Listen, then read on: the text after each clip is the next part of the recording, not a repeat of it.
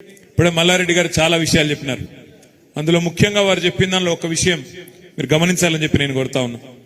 మొన్న ముఖ్యమంత్రి రేవంత్ రెడ్డి గారు మాట్లాడుతూ మొన్న చెప్తున్నాడు ప్రెస్ మీట్ లో, మీ 6 గ్యారంటీలు మా 420 హామీలు మేమిచ్చిన అన్ని మాటలు నెగ్గాలనంటే కేంద్రంలో ప్రభుత్వం మళ్ళా మాదే రావాలి, అందుకోసమే మాకే ఓటేయాలి, లేకపోతే మాత్రం ఇవి చెయ్యా అని చెప్పి కుండబద్దలు కొట్టినట్టు ఇవాళ స్వయంగా ముఖ్యమంత్రి హోదాలో ఉండి ఈరోజు రేవంత్ రెడ్డి గారు చెప్తా ఉన్నారు.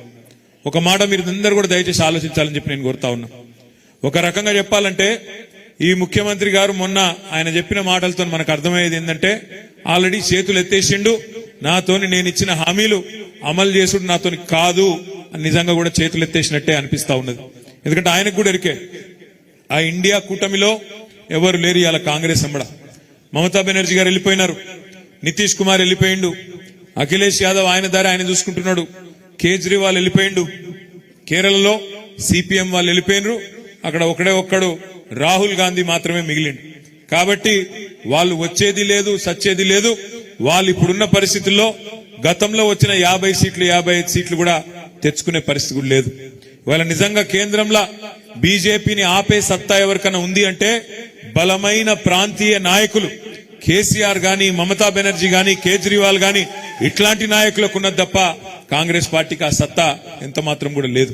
అందుకే నేను మీ అందరినీ ప్రార్థించేది, మొన్న ఎట్లా అయితే మల్లారెడ్డి గారికి బ్రహ్మాండమైన మెజారిటీనిచ్చి గెలిపించినరో, ఎంతమంది కొట్లాడినా అవన్నిటిని బేఖాతరు చేసి అందరు కలిసి కట్టుకు కొట్లాడినరో, అదే విధంగా రేపటి రోజున పార్లమెంట్ ఎన్నికల్లో కూడా ఇవాళ బీజేపీకి చెక్ పెట్టాలి అంటే, బీజేపీకి ఎందుకు చెక్ పెట్టాలి కేంద్ర ప్రభుత్వానికి అనే మాట కూడా మీరు అడగచ్చు.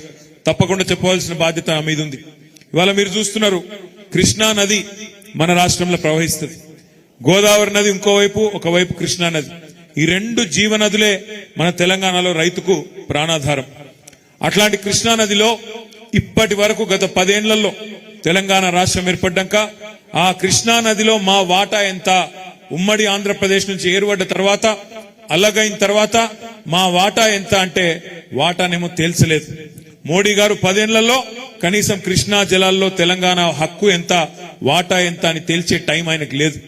లేకపోగా నిన్న రేవంత్ రెడ్డి గారు ఢిల్లీకి పోయి, నిన్న వచ్చింది బయటికి వార్త, కేఆర్ఎంబి అని ఉంటది, కృష్ణా రివర్ మేనేజ్మెంట్ బోర్డు అని. మన వాటా తేల్చకుండానే, మన నీళ్ళెంతో లెక్కలు చెప్పకుండానే ఇవాళ కృష్ణా రివర్ మేనేజ్మెంట్ బోర్డుకి ఆ కృష్ణా జలాలను అప్పజెప్పి రేపు ఏ ప్రాజెక్టు కట్టాలన్నా, అక్కడికి వెళ్ళి ఒక చుక్క నీరు తీసుకోవాలన్నా ఢిల్లీ ఓన్ చేతిలో మన జుట్టు పెట్టి ఇవాళ ఈ ముఖ్యమంత్రి గారు మన ప్రయోజనాలను, మన రాష్ట్ర ప్రయోజనాలను ఢిల్లీకి తాకట్టు పెట్టి వచ్చినాడు. ఎందుకుండాలే బీఆర్ఎస్, ఎందుకుండాలి గులాబీ జెండా పార్లమెంట్ లో అంటే, ఇవాళ మీరు చూస్తున్నారు పార్లమెంట్ లో కేవలం ఒకే ఒక్క పార్టీ మాత్రమే అడుగుతున్నది, ఒకే ఒక్క పార్టీ మాత్రమే కృష్ణా జలాల్లో తెలంగాణ వాటా గురించి కొట్లాడుతున్నది. అది మన గులాబీ జెండా వేసుకున్న మన ఎంపీలే తప్ప ఇంకెవ్వరు కనీసం మాట్లాడతలేరు. కాంగ్రెస్ ఎంపీలు లేరు, బీజేపీ ఎంపీలేమో మాట్లాడే పరిస్థితి లేదు. అందుకే ఈ 2 జాతీయ పార్టీలను నిలదీయాలన్నా, కేంద్రంలో మన హక్కుల కోసం మాట్లాడేటోడు ఉండాలన్నా, అక్కడ నిలదీసేటోడు ఉండాలన్నా, ప్రశ్నించేటోడు ఉండాలన్నా, గల్లా బట్టి అడిగేటోడు ఉండాలన్నా, రాష్ట్రానికి కావాల్సిన తెచ్చేటోళ్ళు ఉండాలన్నా ఈ గులాబీ జెండా వల్ల అయితే తప్ప కాంగ్రెస్ పార్టీ వల్లనో బీజేపీ వల్లనో కాదు. రాజ్యాంగబద్ధంగా, చట్టబద్ధంగా మనకు రావాల్సిన ఇట్లా వస్తాయి. కానీ మనకి ఇంకా అదనంగా ఏమైనా రావాలి అంటే, గతంలో మల్లారెడ్డి గారు ఎంపీగా పనిచేసినారు, మంచిగా పనిచేసిండు, బ్రహ్మాండంగా ప్రశ్నలు అడిగిండు. ఆ తర్వాత ముఖ్యమంత్రి కేసీఆర్ గారు పిలిస్తే ఇక్కడికి వచ్చి ఎమ్మెల్యే అయిండు, తర్వాత మంత్రిగా మీ అందరికీ బ్రహ్మాండమైన సేవ చేసినాడు. ఇలా ఆయనతోని మేము ఇవ్వాలని కూడా పోటీ పడే పరిస్థితి లేదు మల్లారెడ్డి గారితో. ఎందుకంటే ఆయన మా అందరికంటే యువకుడు, ఉత్సాహవంతుడు, మా అందరికంటే ఎక్కువ ఉరుకులాడతాడు. ఆ ఉరుకులాటంతా మీకోసమే. ఎప్పుడు కలిసినా, ఎక్కడ కలిసినా గత 10 ఏళ్లలో మా మేడ్చల్ నియోజకవర్గం, ఆ రోజు పార్లమెంట్ మెంబర్గా ఉన్నప్పుడు గాని, ఎమ్మెల్యేగా ఉన్నప్పుడు గాని, మా మేడ్చల్కి ఇది కావాలి, మా గట్కేసర్కి అది కావాలి, మా జవహర్ నగర్కి ఇది కావాలి, మా బోడుప్పల్కి అది, మా ఫిర్జాదిగూడకి ఇది, మా పోచారంకు, ఎప్పుడు చూసినా 10 మున్సిపాలిటీలు, అదేవిధంగా 61 గ్రామ పంచాయతీలు, వాటికి సంబంధించిన పనులు తప్ప మరి పూర్తి స్థాయిలో ప్రజల కోసమే సిన్సియర్ గా పనిచేసిన మల్లారెడ్డి గారు తప్ప వేరే ఎన్నడూ కూడా పని చేయలేదు. వాళ్ళ సొంత డబ్బులు పెట్టి సొంత డబ్బులు పెట్టి 125 గుడులు కట్టించినా, దాదాపు 60-70 కోట్ల రూపాయలు ఖర్చు పెట్టి సీసీ రోడ్లు వేసినా ఆయన కమిట్మెంట్ కి ఇదంతా కూడా నిదర్శనం అనే మాట కూడా నేను మీకు విజ్ఞప్తి చేస్తా ఉన్నా.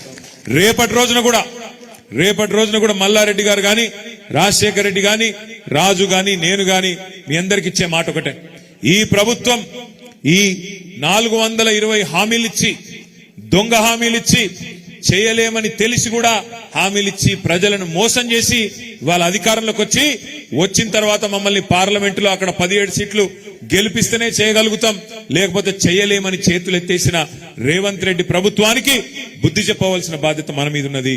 ఇదే మాట ఎన్నికలకు ముందు చెప్తే ప్రజలు ఓట్లేస్తుండేనా ఆలోచించమని చెప్పి నేను కోరుతున్నా. ఎన్ని అబద్ధాలు చెప్పిండ్రు, నోటికొచ్చిన మాటలు. బస్సు ఫ్రీ, బంగారం ఫ్రీ, కేసీఆర్ ₹1,00,000 ఇస్తాడు కళ్యాణ లక్ష్మికి, నేను దాని మీదకెళ్లి తులం బంగారం ఇస్తా, మీకు ఇది ఇస్తా అది ఇస్తా అని చెప్పి కేసీఆర్ రూపాయి అంటే నేను ₹2 ఇస్తా అని చెప్పి మోసం చేసి అధికారంలోకి వచ్చింది. ఎన్ని మాయ మాటలు ఒక్కసారి యాద్ చేసుకోండి. ఏమన్నాడు ఆనాడు? డిసెంబర్ 9 నాడు నేను అధికారంలోకి వస్తున్నా, రైతులు ఇప్పటిదాకా రుణం తీసుకున్న లెవెల్ ఉంటే అర్జెంటుగా ఓన్రి బ్యాంకుకు 2 లక్షల రుణం తెచ్చుకోండి, నేను చెప్తున్నా నేను ఒక సంతకంతో మాఫీ చేస్తా డిసెంబర్ 9 నాడు అన్నాడు. డిసెంబర్ 9 పోయింది, జనవరి 9 పోయింది, ఇంకో వారం అయితే ఫిబ్రవరి 9 వస్తుంది. ఇప్పటి వరకు అతి లేదు గతి లేదు రైతు రుణమాఫీ. ఆడబిడ్డలకు చెప్పిండు, ఏమన్నాడు? మహాలక్ష్మి అనే పథకం తెస్తా, ₹2,500 ఇస్తా నెలకు కోడళ్లకు, అత్తలకేమో 4,000, కోడళ్లకు ₹2,500 ఇస్తా అని చెప్పిండా లేదా? మరి ఇప్పటి వరకు చాలా అయిందా? 100 రోజులు అన్నారు, 100 రోజులు కూడా చూద్దాం, తొందర ఏం లేదు. మార్చి 17కు 100 రోజులు నిండుతుంది. రాష్ట్రంలోని 1,57,00,000 మంది ఆడబిడ్డలు ఎదురు చూస్తాను. 18 ఏళ్లు నిండిన ఆడబిడ్డలు 1,57,00,000 మంది ఓటర్ లిస్ట్ లో నమోదు చేయించుకున్న వాళ్ళు ఉన్నారు. వాళ్ళందరూ ఎదురు చూస్తున్నారు, మా ఖాతాల్లో నెలకు 2,500 వేస్తాడా లేదా మళ్ళేమైనా కథలు పెట్టి కటింగ్లు పెడతాడా అని చెప్పి ఆడబిడ్డలు కూడా ఎదురు చూస్తా ఉన్నారు. అదే విధంగా ఫ్రీ ₹500 సిలిండర్ అన్నారు. ఇంకా చాలా మాటలు చెప్పిన, 1-2 కాదు. రైతులకైతే బోనస్, క్వింటల్ కి 500 బోనస్ అన్నారు. రైతు కూలీలకు 12,000 అన్నారు. ఇవాళ ఏం పరిస్థితి వచ్చిందో 50-60 రోజుల్లోనే మీరే చూస్తా ఉన్నారు. ఫ్రీ బస్ అని పెట్టిండ్రు. మరి ఆ ఫ్రీ బస్సులో ఇవాళ పరిస్థితులు ఎట్లున్నాయో వీడియోలు తిరుగుతున్నాయి, సోషల్ మీడియాలో మీరే చూస్తున్నారు. ఆడబిడ్డలు ఒకరినొకరు కొట్టుకుంటున్నారు. ఆ బస్సు డ్రైవర్ ఎక్కే సీట్లకే లెక్కుతున్నారు, కండక్టర్లు ఎక్కే దానికే లెక్కుతున్నారు, కిటికీలకే లోపల దుక్కుతున్నారు, ఒకళ్ళ జుట్లు ఒకళ్ళు పట్టుకొని కొట్టే పరిస్థితి వచ్చినది, చెప్పులతో కొట్టుకుంటున్నారు. అంటే బాధ ఏంటంటే, ఒక దిక్కేమో మగోళ్ళు టికెట్లు పెట్టి కొనుక్కున్న మగోళ్ళేమో వాళ్ళు నిలబడతాను, ఇటు ఆడబిడ్డలేమో సీట్లు దొరకక వీలు కొట్లాడతాను. అక్కడ ఆటో వాళ్ళేమో 6.5 లక్షల మంది ఆటో డ్రైవర్లు కడుపు గాలి. ఆఖరికి నిన్న ఒక ఆయన ఆటో కూడా తీసుకుపోయి ముఖ్యమంత్రి గారు, డిప్యూటీ సీఎం గారి ఇంటి దగ్గర తీసుకుపోయి అక్కడ వాళ్ళ ఇంటి ముంగటనే కాల్ చేసిన పరిస్థితి వచ్చింది. 50-60 రోజుల్లోనే ఇలా ఇంత వ్యతిరేకత ఈ ప్రభుత్వం మీద మూట కట్టుకొని ఈ ప్రభుత్వానికి బుద్ధి చెప్పడానికి ప్రజలు సిద్ధంగా ఉన్నారు.